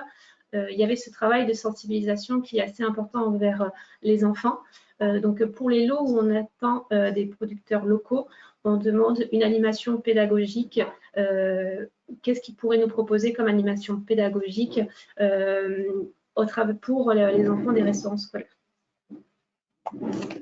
Donc, on a dit tout à l'heure un investissement plus important. Donc, c'est effectivement plus de lots. Donc, on a fait par exemple produits laitiers au lait de vache bio, produits laitiers au lait de brebis bio, produits laitiers au lait de chèvre bio. On a un lot truite, fruits, légumes frais bio et œufs frais. On a aussi, on a rajouté, parce qu'on se disait quand même, on est sur un territoire où il y a pas mal de canards, et c'est quand même bête de ne pas avoir à la cantine du canard qui vient du Gers et du territoire. Donc, on a rajouté aussi un lot panipède. On a rajouté aussi les confitures, les miels, donc un allotissement plus important. Donc, on est sur un marché public, c'est un appel d'offres ouvert.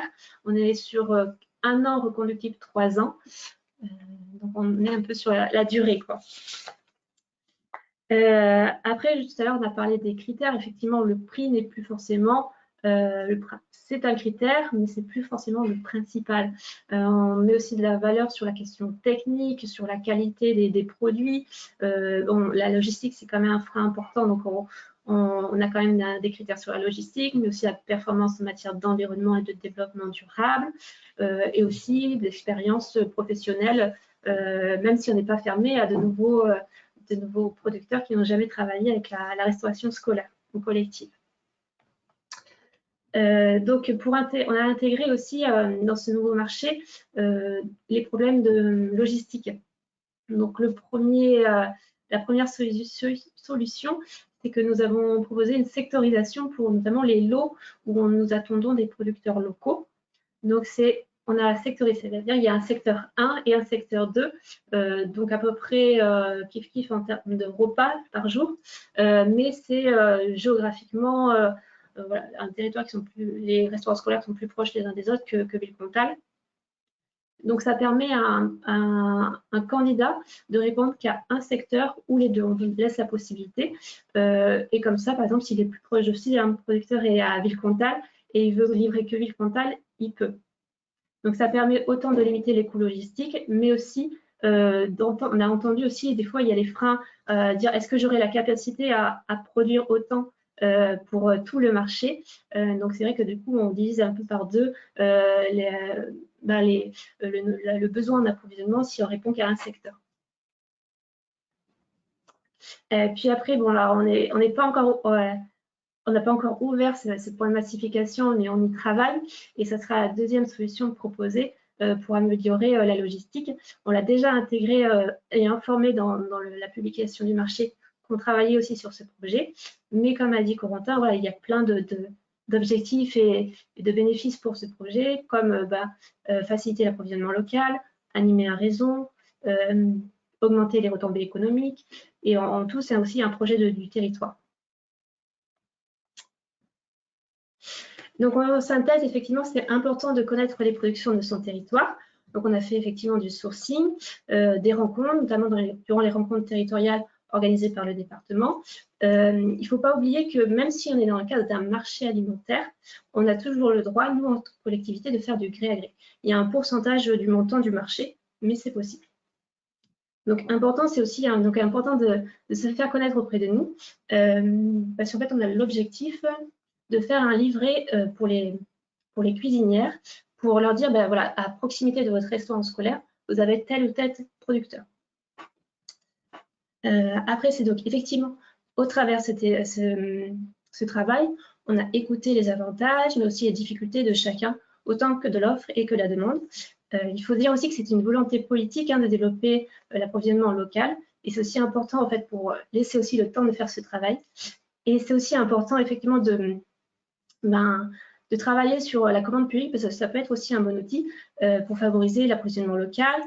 Et donc, dernièrement, alors je suis peut-être rappeler, Julie, la formation qu'on a organisée, c'était le 31 août dernier, parce qu'on sait que c'est effectivement difficile de répondre à un marché public. Il y a besoin aussi de formation, et là, il y a 8-10 producteurs qui se sont inscrits pour participer à cette formation d'une journée quand même, et donc pour être motivés aussi pour répondre à des marchés alimentaires. Donc c'était un peu toute l'action voilà, jusqu'à la publication du marché.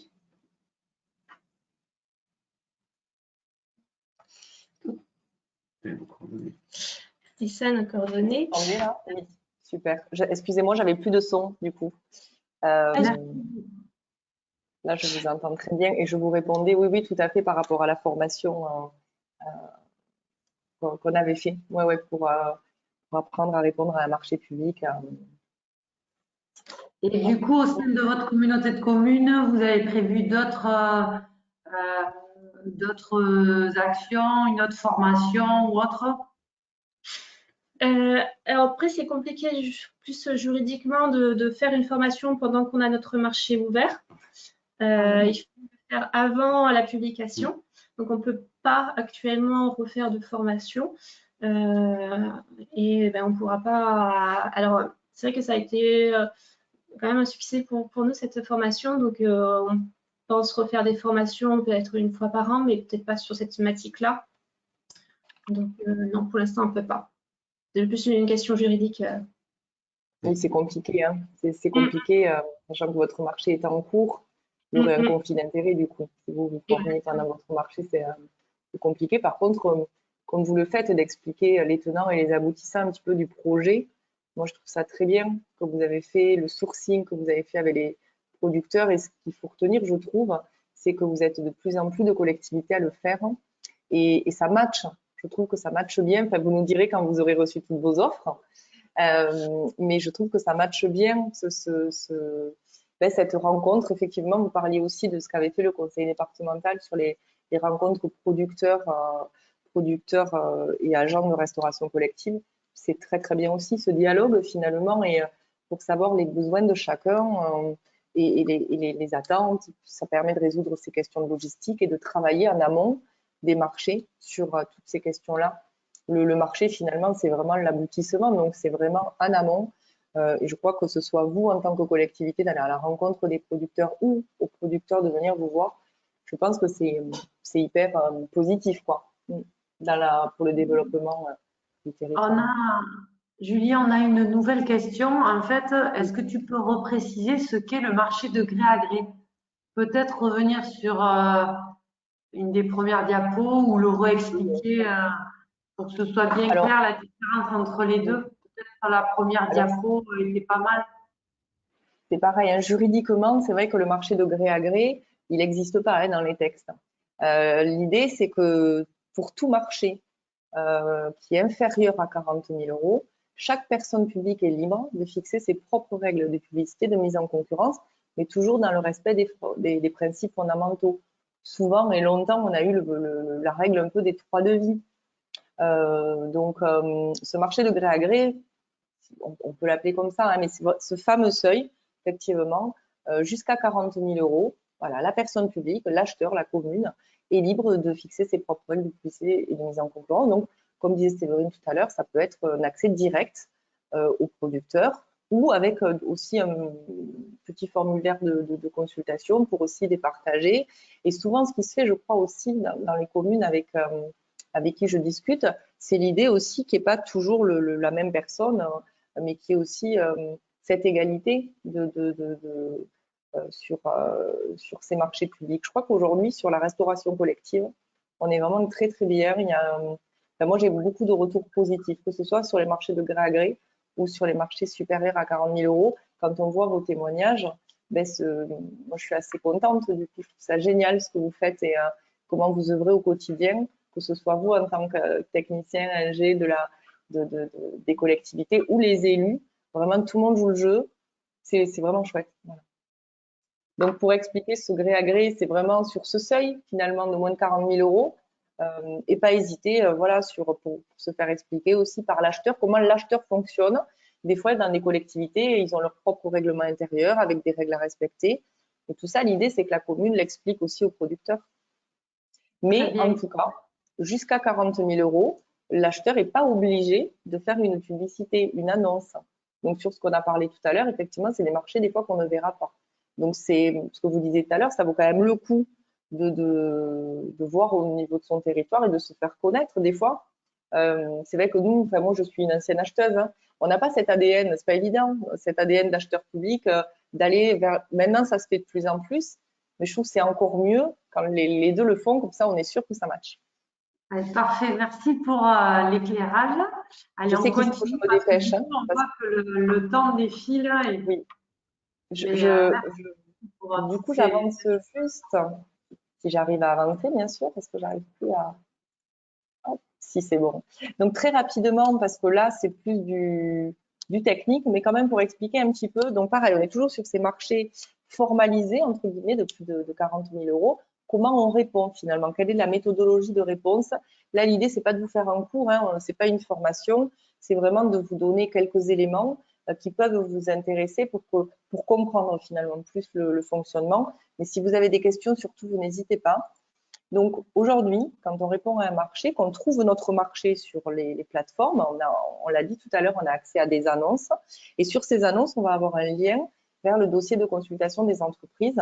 Ce dossier de consultation des entreprises, en fait, il va contenir tous les éléments utiles pour connaître le besoin de la personne publique. Donc en général, il se compose d'un règlement de la consultation, que moi j'appelle un peu la règle du jeu. C'est un peu comme pour monter un meuble, vraiment, c'est suivre la procédure, c'est-à-dire comment répondre, quel est le besoin de l'acheteur et quoi mettre à l'intérieur de sa candidature.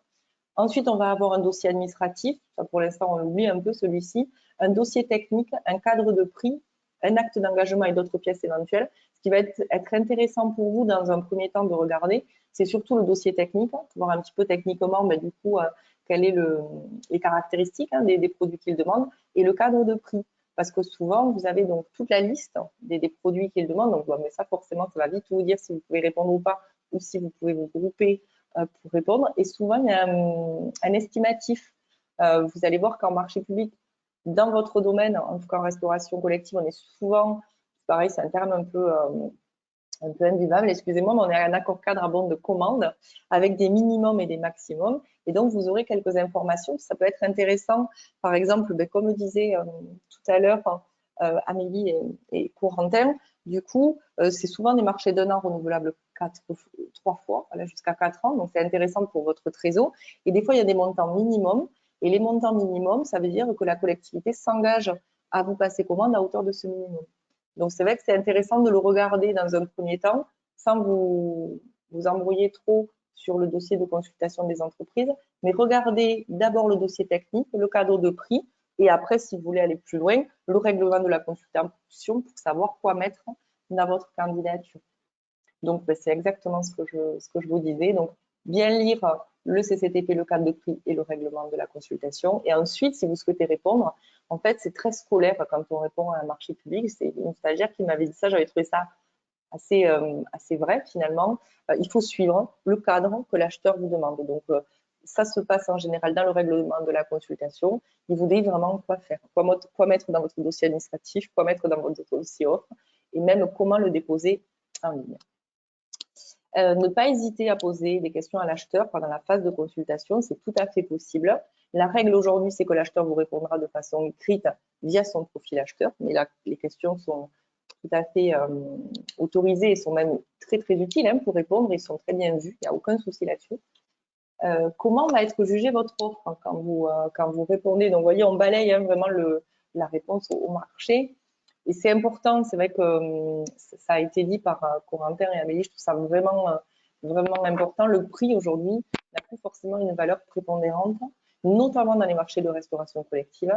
Aujourd'hui, le prix est souvent à 30 ou à 40%, des fois même à moins. Ce qui compte aujourd'hui dans votre domaine, c'est vraiment la qualité de vos produits, les labels, les modes de production, les démarches environnementales et sociales. Tout ça, c'est vraiment priorisé dans les marchés publics de façon à pouvoir vous mettre en avant en fait sur ces marchés, parce qu'on sait bien que si on choisit une entreprise que sur le prix, bon, c'est pas du tout le même paysage qu'on se dessine. Voilà.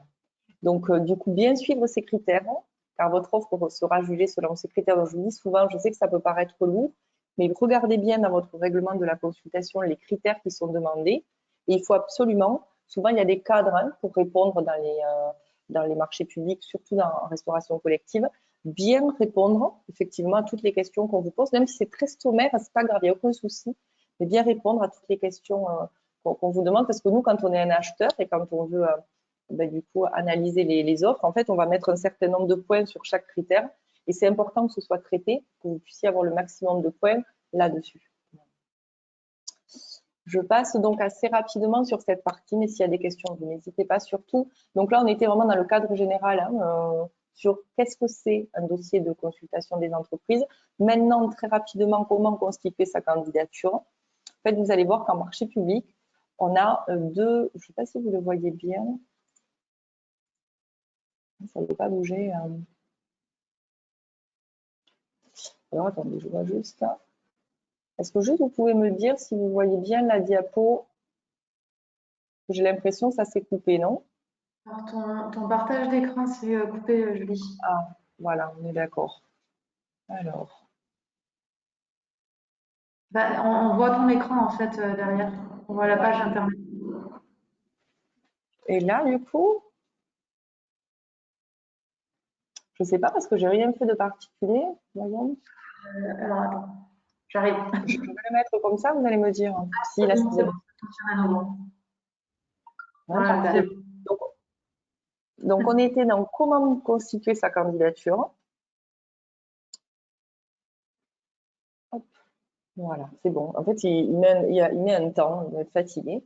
Donc, du coup, comment on présente sa candidature et son offre? Dans les marchés publics, en général, on a une partie candidature administrative, donc où on donne différents éléments administratifs, et une partie offre, où on remplit donc un acte d'engagement. Vous verrez, c'est assez simple finalement. Vous remplissez les coordonnées de l'entreprise, le marché auquel vous répondez, le cadre de prix qui est hyper important, et un mémoire technique ou un cadre de mémoire technique en fait pour connaître plus ou moins les caractéristiques de vos produits. Donc ça, souvent on vous demande tout un tas d'éléments et pareil, tout est indiqué, il suffit juste de suivre ce que vous demande l'acheteur.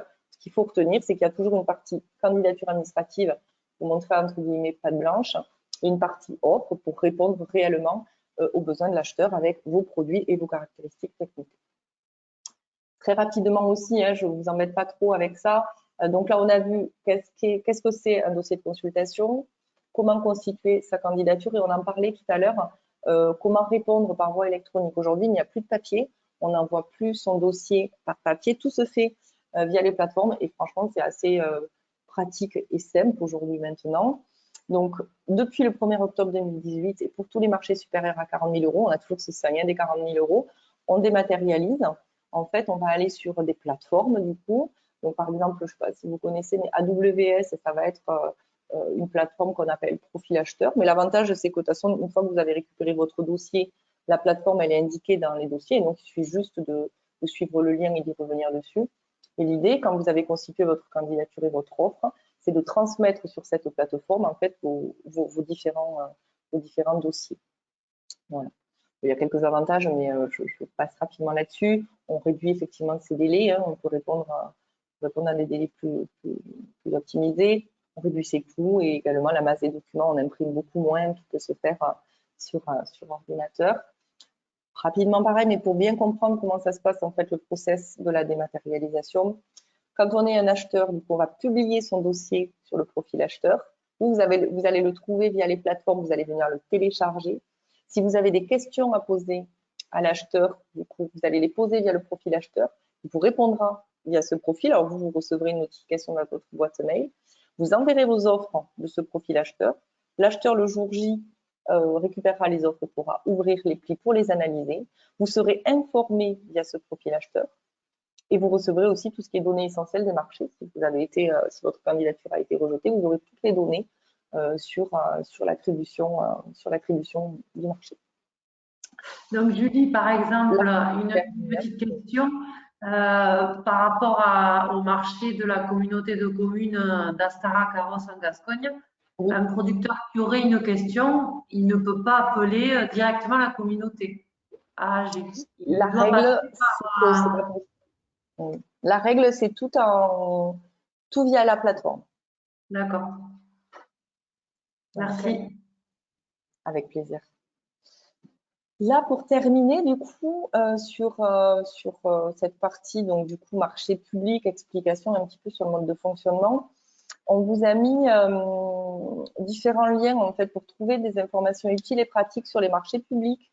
Vous avez notamment un site qui s'appelle la DAJ, la Direction des Affaires Juridiques, où vous allez pouvoir trouver tout ce qui est réglementation en vigueur. Donc là, je pense que vous n'irez pas et vous avez bien raison.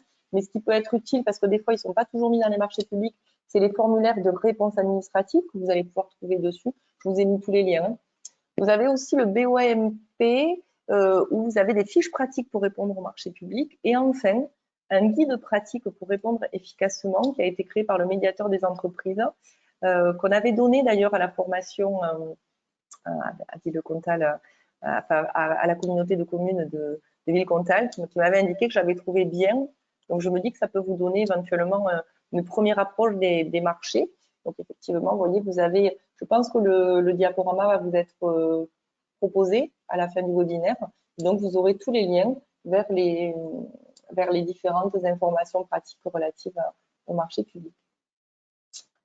Voilà pour ma partie. Je crois que maintenant, on va pouvoir passer sur la partie questions-réponses. Merci beaucoup, en tout cas, parce que je sais que c'est pas évident, les marchés publics, et je trouve ça super d'avoir pu avoir des témoignages, surtout quand il y a des beaux projets comme ça et des belles initiatives.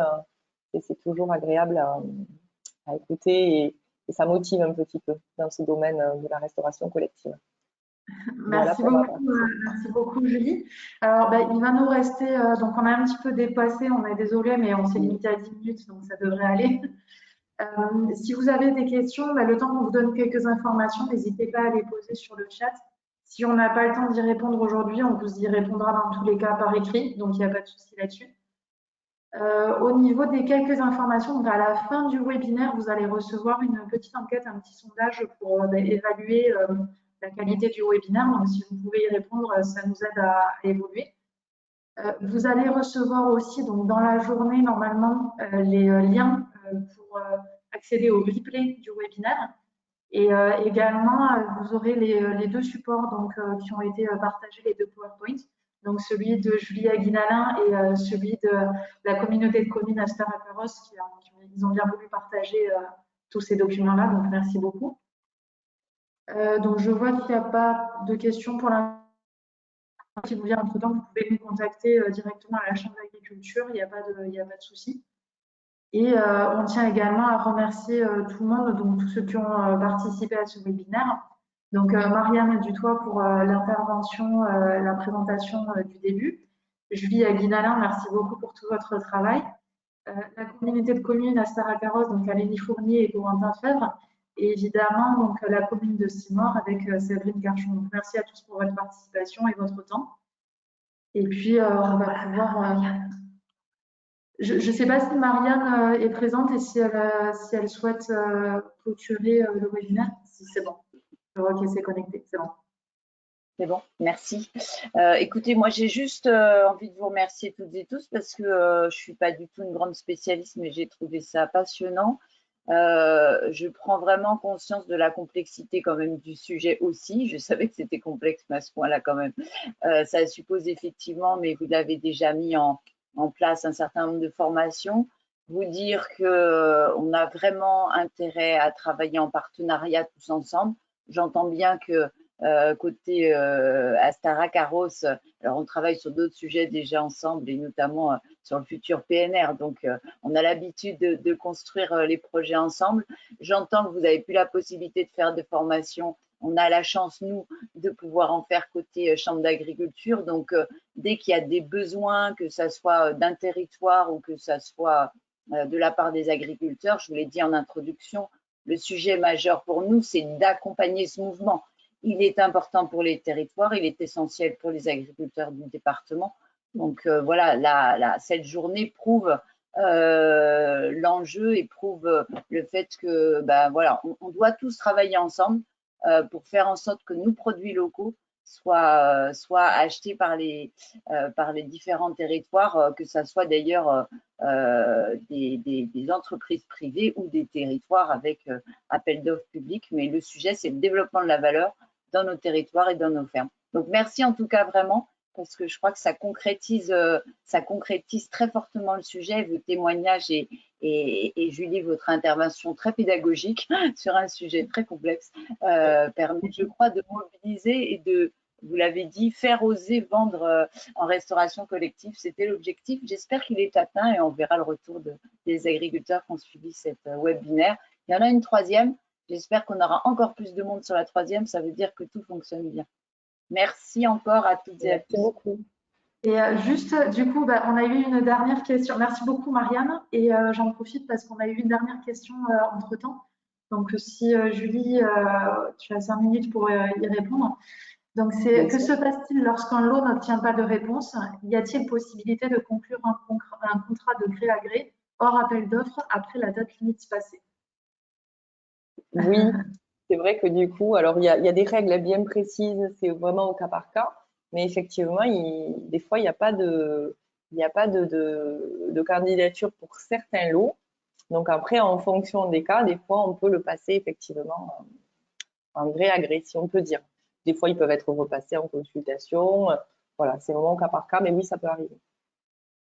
Parfait, merci beaucoup Julie. Et du coup, Marianne Dutoit l'a dit dans sa conclusion, il nous reste un dernier webinaire la semaine prochaine, donc mardi à 10h, qui portera cette fois sur la partie plutôt logistique. En gros, qu'est-ce que la restauration collective attend de mes produits en tant que producteur.